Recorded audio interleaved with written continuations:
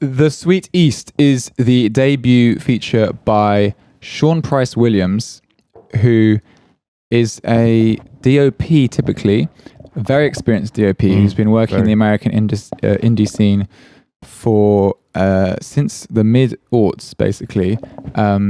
He DOP'd on Frownland by Ronald Bronstein, which is quite a cult classic of the sort of mumblecore adjacent world. He worked with Alex Ross Perry on all of your favourite Alex Ross Perry films. Listen Up, Philip, Queen on Earth. Anyway, the ones with Elizabeth Moss. More recently, he DOP'd Good Time by the Safdie brothers, and also a couple of films by Eugene Kotlarenko, friend of the show. Yeah, Zeros and Ones, famously. Did he DOP Zeros and Ones? He did Wall Palace for sure. Yeah. So a very experienced and very exciting cinematographer. In many ways, thinking about the breadth of those films and the people he's worked with, definitely one of the DOPs you would be more keen to see a feature from. Add to that it's written by Nick Pinkerton, a sort of sight and sound critic, just freelance film critic, film writer. Switch your mic on.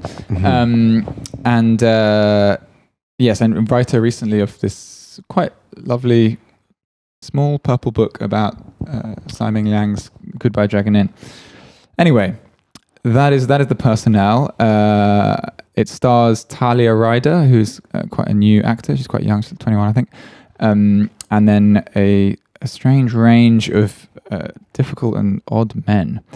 The premise, basically, is a woman adrift. We don't really know much about where she's coming from. She tells lots of people different stories about where she's come from. She drifts through various different scenes that have various different political perspectives. She hangs out with some punks led by this crazy, heavily pierced, especially on his penis, sort of skater punk guy played by Earl Cave, who lives in a squat and does anti-fascist actions. While she's on this anti-fascist action, she sort of gets a bit lost and ends up at the fascist action that is being targeted by the anti-fascists who never actually find the anti-fascists. There she meets a very dashing Simon Rex, the famous porn star who's recently taken a quite a brilliant, I think, turn into acting in things that aren't porn.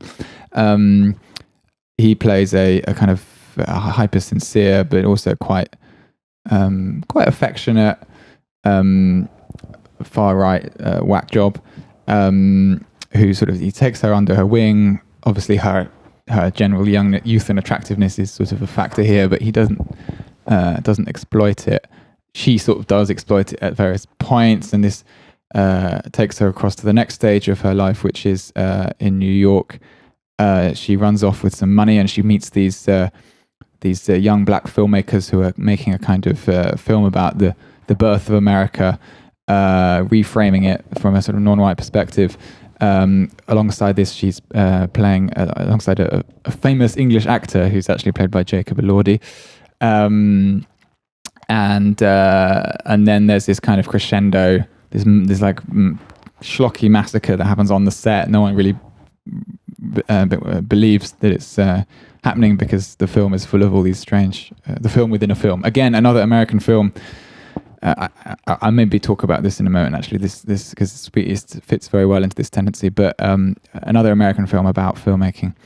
Sounds very like Andrea Arnold coded.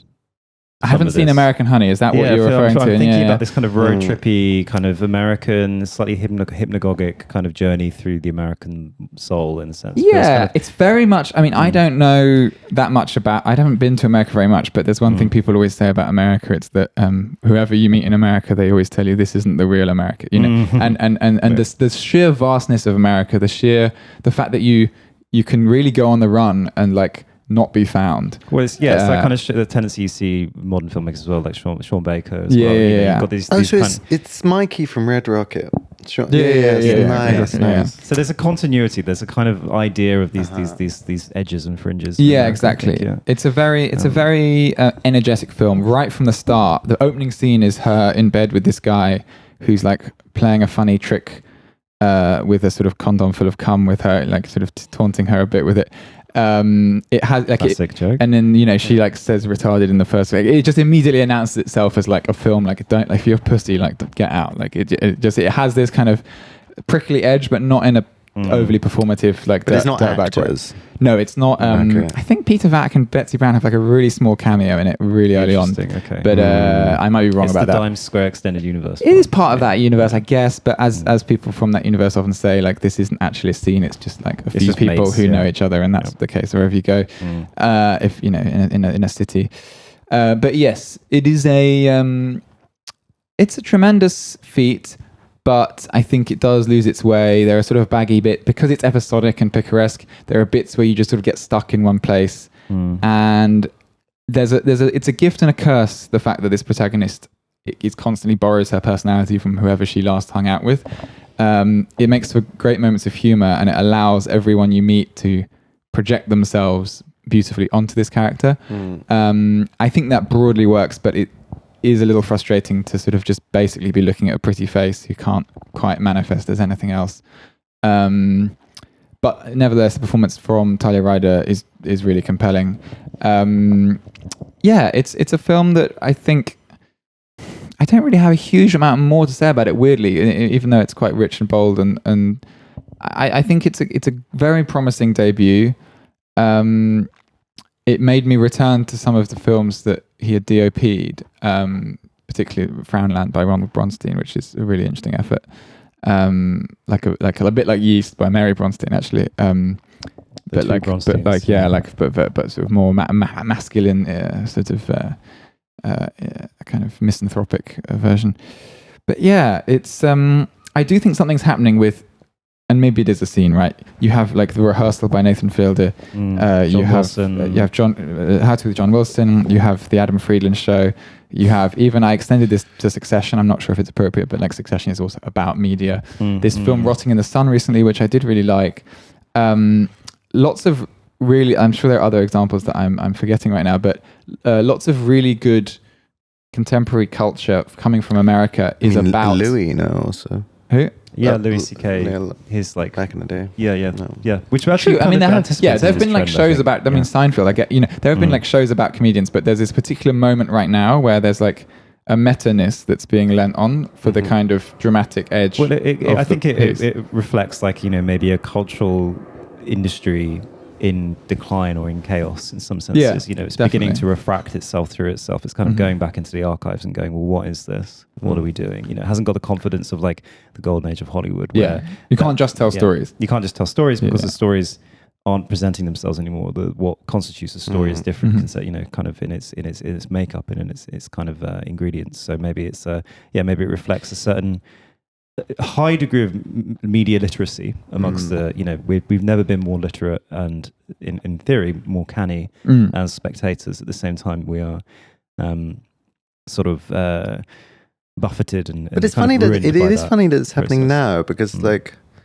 there was the Malkovich Spike Jonze wave. Right. There's a kind of there's a 90s adaptation, Gen X wave, but it's coming back now. Wow. Well, but that was more like the kind of I guess like the Infinite Jest. It was this kind of deep. It was this kind of carefully postmodern approach, and this isn't postmodernism. This is something else, I think.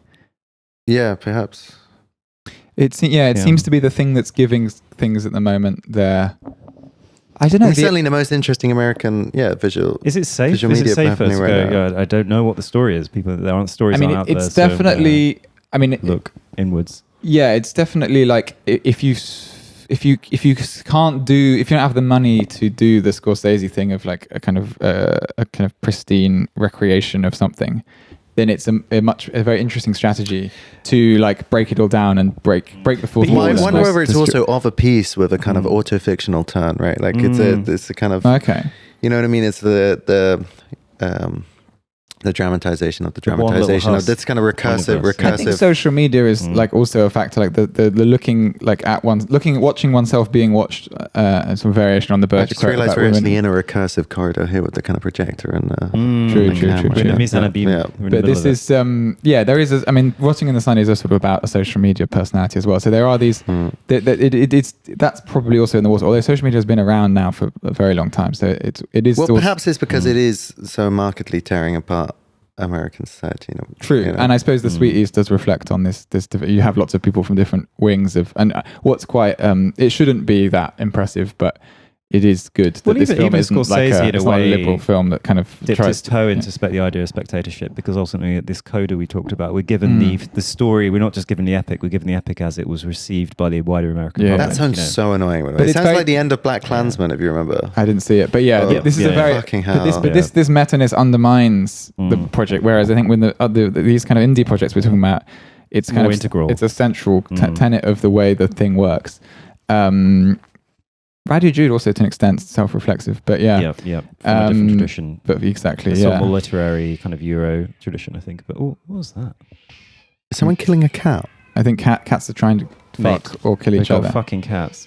Amazing. I might have to go out with some water and dampen the flames. I did happen at 4 a.m. once. I was asleep and I had to just throw some water on a cat to stop them because it was so loud. It's a classic medieval trope. That's very Rabelaisian, throwing water on some fucking cats. Shut up! Shut up! Just throw your slops out on them. So yes, the Sweet East. Definitely go see it. Definitely an exciting film. Not perfect, but it did have this amazing Cassavetsian punch to it that just made me feel faces, I felt after seeing it, I was like, fuck yeah, we can all just we can go out there and we can see the world in our own way, and we can depict it.